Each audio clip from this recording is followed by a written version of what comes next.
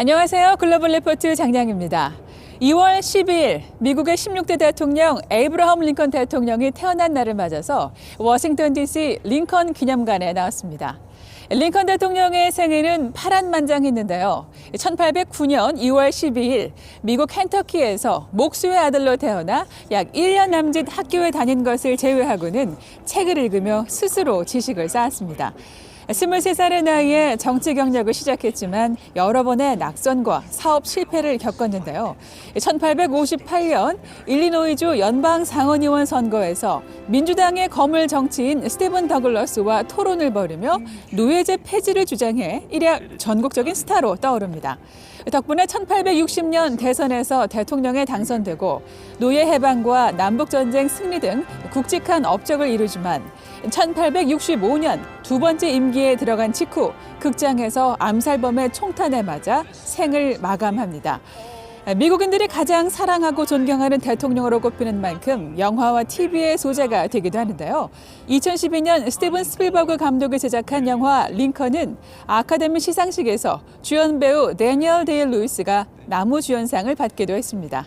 다양하고 깊이 있는 세계 소식 글로벌 리포트 지금 시작합니다.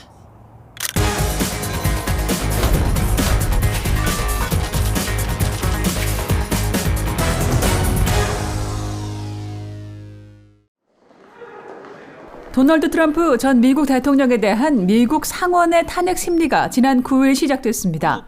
트럼프 전 대통령에게 적용된 혐의는 내란 선동인데요. 자신이 지난 대통령 선거에서 이겼다고 지속적으로 거짓말하며 지지자들을 선동해 연방의사당을 공격하도록 했다는 겁니다. 탄핵을 확정하려면 전체 상원의원의 3분의 2 이상, 즉 최소 67명이 찬성해야 하는데요. 민주당과 공화당이 50대 50으로 양분한 상원에서 탄핵안이 최종 통과될 가능성은 그리 높지 않다고 미 언론은 내다보고 있습니다. 한편 조 바이든 대통령은 이 문제에 관해 상원에서 결정할 일이라며 개입하지 않겠다는 뜻을 내비쳤습니다. 미얀마에서 군부 쿠데타에 항의하는 대규모 시위가 잇따라 벌어지면서 이번 주 주요 해시태그에 올랐습니다. 미얀마 군부가 양곤과 만달레이 등 주요 도시의 계엄령을 선포하고 집회 금지와 야간 통행 금지령까지 내렸지만 시민들은 이에 불응하고 며칠째 불복종 시위를 이어가고 있는데요.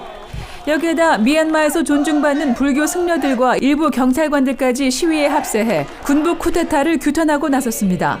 급기야 군대가 시위대를 향해 실탄을 발사했다는 소식이 전해지며 유혈 사태 우려가 점점 커지고 있습니다. 히말라야 고산지대에서 일어난 갑작스러운 홍수로 200여 명이 실종되는 재난이 발생해 이번 주 주요 해시태그에 올랐습니다. 사고가 난 곳은 인도 북부 우타라칸두주 해발 7,816m의 난다데비산 국립공원 지역인데요. 이상고온으로 고산지대 빙하가 붕괴되면서 강상류 댐을 무너뜨렸고 여기에 쏟아진 급류가 인근 마을과 도로, 다리 등을 덮친 겁니다. 전문가들은 여름이 아닌 한겨울에 빙하가 녹은 점에 주목하며 이번 사고의 원인을 지구온난화로 지목했는데요. 인도 당국은 현재까지 실종자들 수색 작업을 벌이고 있습니다. 북서유럽에 10년 만에 폭설이 내려 이번 주 주요 관심사에 올랐습니다. 갑작스러운 폭설과 영하의 날씨로 겨울왕국이 되어버린 독일 베를린의 모습입니다. 영국 런던에서는 분수대가 꽁꽁 얼어붙을 정도의 강추위로 시민들이 옷을 두껍게 껴입었습니다. 비교적 따뜻한 해양성 기후의 네덜란드에도 폭설이 내려 정부가 적색경보를 발령했는데요. 시민들은 추위를 반기는 분위기입니다. 네덜란드 북부 프리슬란트주의 얼어붙은 강과 운하를 따라 200km를 일주하는 아이스 스케이팅 대회가 열릴지도 모른다는 기대감 때문인데요. 이 대회는 24년 전인 1997년에 마지막으로 열리고 따뜻한 겨울이 계속돼 지금껏 열리지 못했습니다.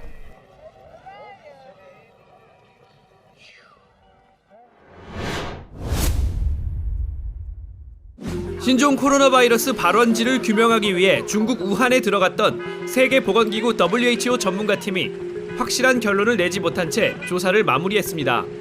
코로나 바이러스 감염증의 진원지가 우한이라는 증거는 찾지 못했다는 건데요. 클릭 글로벌 이슈 오늘은 기대를 모았지만 별 소득은 없었던 WHO의 조사 결과를 살펴보겠습니다.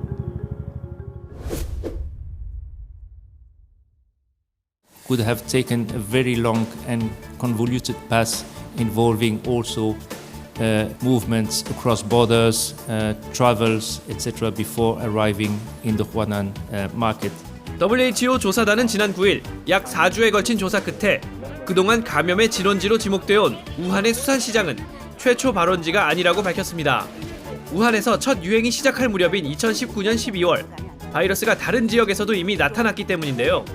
조사단은 신종 코로나 바이러스가 박쥐나 천산갑 등 중간 숙주 동물을 여러 번 거치면서 사람에게 전염 가능한 단계로 진화했다고 분석했습니다. 根据目前的资料，无法来判定这个病毒是如何引入华南市场或其他市场的。 또 도널드 트럼프 전 미국 대통령이 제기했던 우한 바이러스 연구소의 바이러스 유출 가능성도 거의 없다고 결론 내렸습니다. 함께 조사를 실시한 중국 측은 오히려 바이러스가 외국산 수입 냉동식품을 통해 중국에 들어왔을 수 있다며 다른 나라들도 조사를 진행해야 한다고 주장했는데요. WHO 조사단도 일부분 동조하는 듯한 모습을 보였죠. We also have to do much more into understanding the possible role of the cold chain, frozen products, in the introduction of the virus and over a distance. 하지만 과연 WHO의 전문가들이 중국에서 독자적인 조사 활동을 할 수 있었는지에 대해 의문이 많이 남았습니다. WHO의 전문가들은 이미 중국이 분석하고 정리해준 자료들에만 의존해야 했다며 분명히 한계가 있었다고 말했는데요. I would have to rely on the huge amount of data that has been analyzed and presented to me, but I've not had the raw data as would be the case in most other countries in the world. 이 때문에 이번 조사 결과를 신뢰할 수 있느냐는 비판이 벌써부터 나옵니다. But I wouldn't want to be conclusive yet about any sort of cooperation that the WHO may or may not have received from China. We will work with our partners and also draw on information collected and analyzed by our own intelligence community to evaluate the report once we've received it. WHO 부총장을 지낸 한 전문가는 이번 조사에 각자의 목적이 있었을 것이라고 지적하는데요. You know, we should have to recognize that out of this mission, both sides, both China and WHO, hope to get some brownie points. You know, so China is going to want to come out, avoiding blame. WHO, for its side, wants to look like it is exerting leadership. 코로나의 정확한 기원을 밝히기까지는 앞으로도 많은 시간이 걸릴 것 같습니다.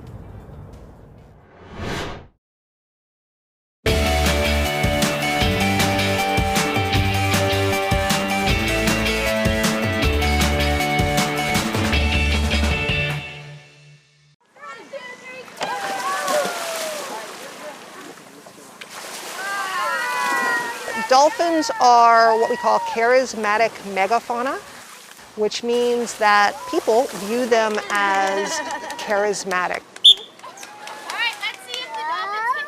People get excited about some animals more than they get excited about others. 1, 2, 3, big circle! Woo! Watch out there! But that's okay because then we can use that to get them to conserve in general. So if we're conserving the dolphins, that means we're conserving their habitat, which means we're conserving all of the animals that live in that habitat as well. Hi, guys. My name is Dr. Kelly Yakala. I am a cognitive researcher. Right now works with dolphins. You want to do a high five? No? This one? You can't really reach. I know it's hard to reach up here. For other people, they might get inspired by the dolphin's beauty or their athleticism, etc. I know! Very nice! I know! Oh, you want to come play too? What do you think? For me, it was watching them think. Wow, now it's your turn? Now it's your turn? So Dolphin Research Center is a nonprofit research and education facility in the Florida Keys. And there are a number of questions that you can't answer in the wild. You'll see situations where they seem to be cooperating. They seem to be doing the same thing at the same time. But you can't tell from just looking at that whether or not they're understanding cooperation or if they're just doing something at the same time.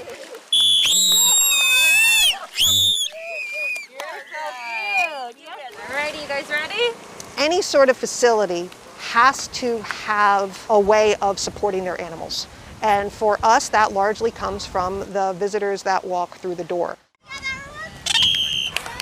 One of the big roles that marine mammal facilities play is getting people to make a connection in order to conserve and then care. And it's that moment of connection that's the start of conservation mindedness. You know, it's fine to give people information. Information is great, but that information is only useful if people care enough to actually go out and do something. You guys want to kiss for the camera? Are you ready? You need to come kiss into the camera? Oh, you're kind of behind me.